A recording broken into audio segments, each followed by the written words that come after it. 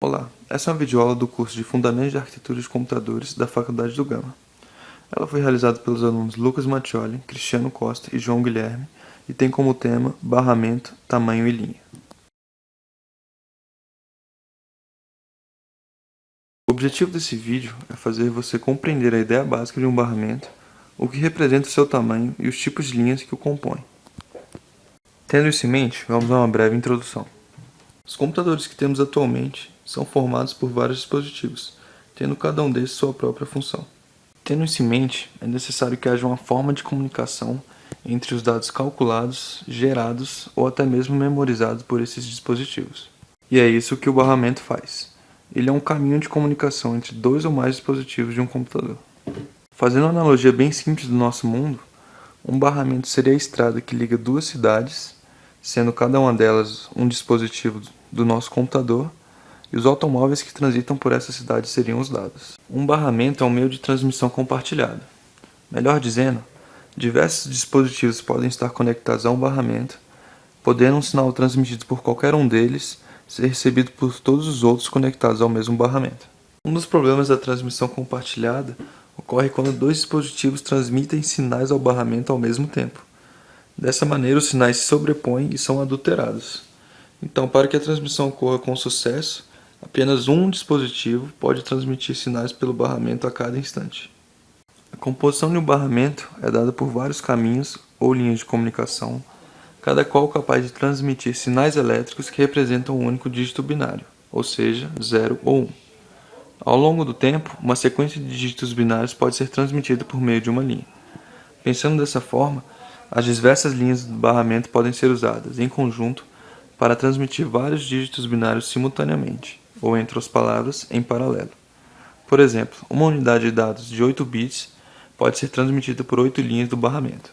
Levando em conta o exemplo de agora, poderíamos dizer que esse barramento tinha tamanho 8, isso porque o número de linhas do mesmo é 8, ou seja, o tamanho de um barramento é dado pelo número de linhas que o mesmo contém. E esse tamanho influencia diretamente no desempenho do sistema, porque como cada linha pode conduzir apenas um bit por vez, o número de linhas determina quantos bits podem ser transferidos de uma única vez. Por exemplo, suponha que temos um barramento de dados de largura de 8 bits e cada instrução tenha tamanho de 16 bits. Caso fôssemos fazer uma operação, o processador teria que acessar 2 vezes o módulo de memória para poder completar o ciclo de uma instrução. Um computador contém diversos barramentos, mas o barramento usado para conectar os componentes principais do computador, como processador e memória, é conhecido como barramento do sistema. Ele contém tipicamente de 50 a 100 linhas distintas, tendo cada uma delas uma função ou um significado particular. Dessa maneira, embora existam diferentes projetos de barramento, essas linhas são classificadas em 3 grupos funcionais: linhas de dados, linhas de endereço e linhas de controle. Além dessas linhas, existem também as linhas de distribuição de energia para os módulos conectados no barramento. Abaixo temos um pequeno exemplo de como seria a divisão dos 3 tipos de linha no sistema como um todo.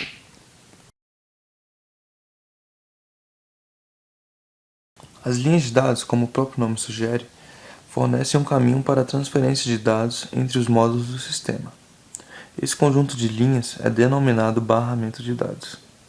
Esse barramento contém tipicamente 8, 16 ou 32 linhas. O exemplo que foi dado na parte de tamanho de barramento se aplica exatamente em cima das linhas de dados, pois são elas que determinam a taxa de transferência de dados do sistema. Ou melhor dizendo, a quantidade de linhas de dados que define a taxa de transferência de dados de um sistema. As linhas de endereço são utilizadas para designar a fonte ou o destino dos dados transferidos pelo barramento de dados.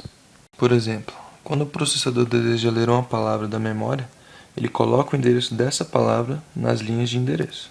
As linhas de controle são usadas para controlar o acesso e a utilização das linhas de dados de endereço. Como dito no começo dessa videoaula, as linhas de dados de endereço são compartilhadas por todos os componentes.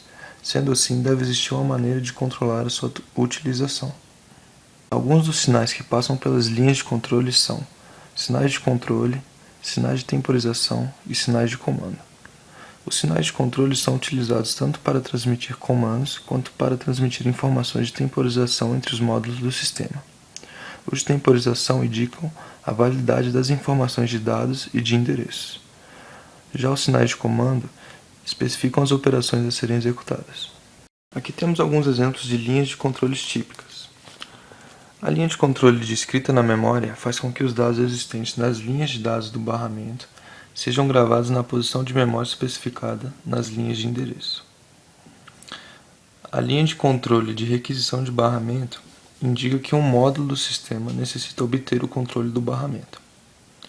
E a linha de controle de concessão do barramento indica a concessão de uso do barramento a um módulo que fez uma requisição.